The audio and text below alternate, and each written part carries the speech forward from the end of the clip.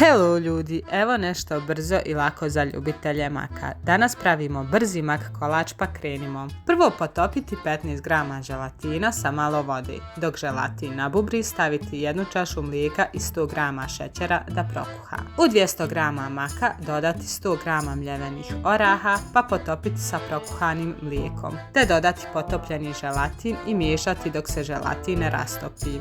S tim nam je fil gotov. Pa prelazimo na biskvit za koji nam je potrebno 300 g mljevenog keksa, 100 g istopljenog maslaca i cijeđeni sok od jednog limuna. Sve sjediniti pa utisnuti u kalup. Dodati smjesu od maka te rasporediti po biskvitu.